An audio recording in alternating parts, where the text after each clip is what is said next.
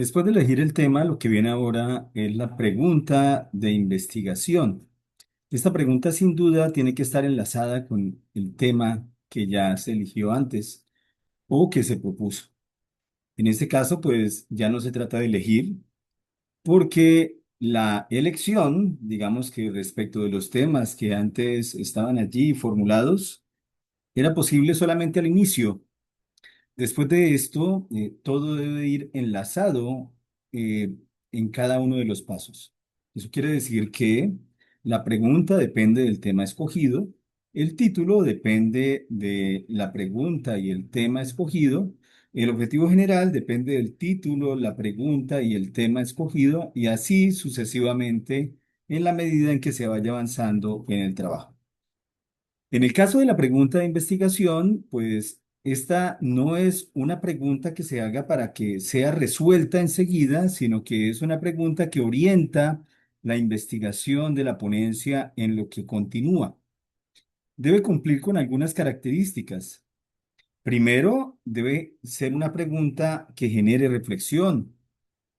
En ese sentido, no puede ser una pregunta cerrada que se responda solamente con un sí o un no. Debe ser una pregunta abierta que busque generar reflexión. Lo siguiente es que debe estar, digamos que su centro debe ser filosófico y debe establecer una relación entre la filosofía y la realidad actual. Y finalmente, muy enlazado con la primera condición, debe generar reflexión. Algunos ejemplos de pregunta lo podemos encontrar acá. Esta primera dice, ¿cómo puede la filosofía cuestionar la dependencia tecnológica de nuestra sociedad? Esta primera pregunta estaría en relación con el primer eje, que es sociedad tecnológica. Otro ejemplo es este. ¿De qué manera la ética filosófica puede contribuir a enfrentar la crisis climática? Y esta pregunta estaría enlazada o estaría relacionada con el segundo eje, que es medio ambiente. La tercera que tengo acá es qué papel tiene la filosofía en la defensa de la democracia contemporánea y estaría en relación con ética y política. Sin embargo, pues de acuerdo con los ejemplos que aparecen acá em, y que viene trabajando ya desde el tema, una pregunta en relación con el primer tema, que es la intersección entre sociedad tecnológica e inteligencia artificial, enfocado específicamente en el impacto positivo y negativo de los modelos de lenguaje y la automatización en el entorno educativo. Tendríamos entonces esta pregunta. ¿De qué manera la delegación, o sea, delegar el pensamiento, ¿sí? Entregarlo, delegarlo? ¿De qué manera la delegación del pensamiento crítico y la escritura académica en sistemas de inteligencia artificial generativa altera la noción de autonomía intelectual en los estudiantes de la sociedad tecnológica? ¿Y cómo puede la filosofía reconfigurar la educación como una comunidad de indagación transformadora? De hecho, esta pregunta primero profundiza el problema, que sería delegar el pensamiento y la escritura a la inteligencia artificial, cosa que ocurre mucho en la educación. Muchos estudiantes no escriben, sino que dejan a la inteligencia artificial que escriba por ellos. Por eso, en gran medida, esto de que en filosofía tengamos clases con celular para hacer investigación y clases sin celular para que ustedes produzcan, escriban, piensen, reflexionen por su cuenta. ¿Y en qué medida eso altera la autonomía, ¿no? Intelectual, sin duda?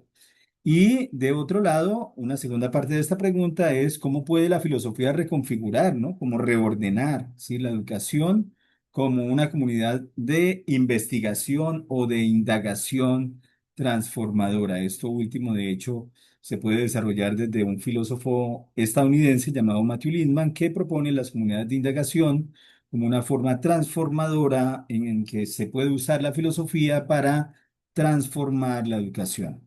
En el segundo ejemplo, que está en relación con el medio ambiente, cuyo tema leí en el video anterior, la pregunta es esta. ¿En qué medida la concepción antropocéntrica del proceso del progreso, perdón, en la modernidad ha legitimado la instrumentalización de la naturaleza durante el Antropoceno. ¿Y de qué manera la ética de la responsabilidad nos obliga a reformular nuestros deberes con las generaciones futuras y los seres no humanos? De hecho, esta pregunta tiene más o menos tres partes, ¿no? La primera es, ¿en qué medida esa concepción antropocéntrica, ¿sí? Y es que en el antropoceno, el ser humano entonces se pone como el centro, el fin de todo, sin importar si para ello destruye la naturaleza, si para hacer dinero explota recursos, explota páramos, acaba con el agua, la envenena, pero el centro se vuelve entonces los propósitos del progreso humano, de la riqueza humana, del capital o del capitalismo, ¿sí? ¿En qué medida la concepción antropocéntrica del progreso en la modernidad ha legitimado la instrumentalización, volver la naturaleza un instrumento?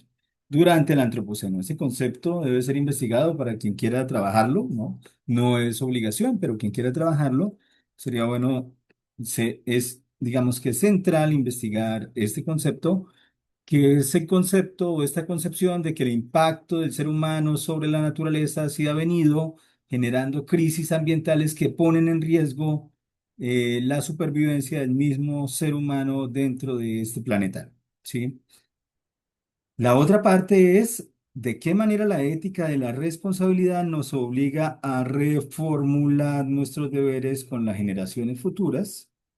Y entonces, una ética de la responsabilidad, sin duda, comprende que la naturaleza es finita, que los recursos se acaban o que podemos dañarlos, podemos destruirlos, ¿no?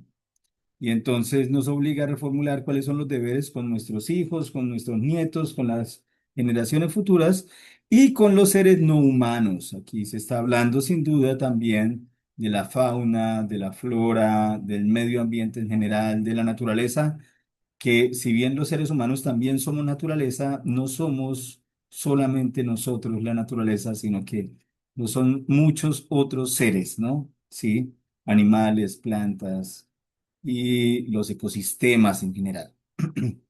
En el tercer ejemplo, la pregunta se da de esta manera. Recordemos que el tercer ejemplo es sobre polarización, el papel de las emociones en el espacio público, manipulación mediática y crisis de la democracia en época electoral. Ya en el video anterior lo había explicado.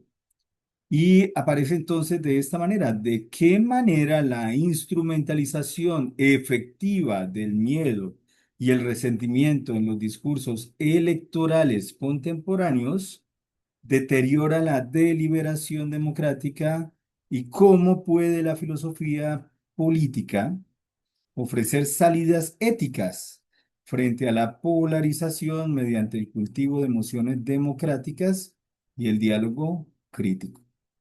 Aquí, entonces, esta pregunta también plantea inicialmente el problema, que es una instrumentalización de los afectos, de las emociones. Entonces, muchos votan por miedo para que no pase lo peor, ¿no? Ya habíamos visto en las falacias la pendiente resbaladiza, por ejemplo, ¿no?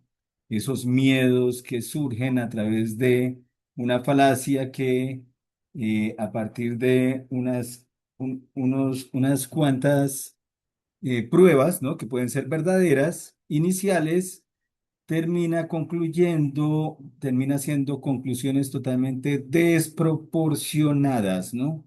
Desproporcionadas.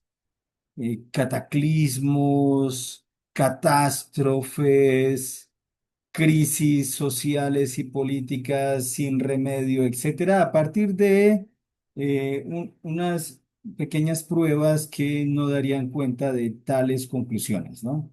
Entonces, cómo esa instrumentalización de los miedos en este caso o del resentimiento, ¿no? Aquellas personas que votan por odio o votan para que a otros les vaya mal y aunque a ellos les vaya mal, les gustaría que a los otros les fuera mal porque los otros son terribles y eso de que sean terribles es una construcción hecha a base de noticias, a base de propaganda, a base de memes, a base de todo lo que circula a través de los diversos medios de comunicación, redes sociales, los más media en general. Entonces, primero es, la pregunta habla del problema y segundo, de cómo la filosofía podría dar salidas éticas, ¿no? Frente a la polarización. ¿Mediante qué? Mediante el cultivo de emociones, emociones democráticas, como la solidaridad, como la compasión, como la empatía, como la búsqueda del bienestar común, como la búsqueda de la construcción colectiva, etcétera, ¿no? De emociones democráticas y del diálogo crítico, ¿no? Entonces allí hay tres ejemplos de tres preguntas que obedecen a el sentido de este 1.2, que es la construcción de la pregunta de investigación, ¿sí? De la pregunta de investigación eh,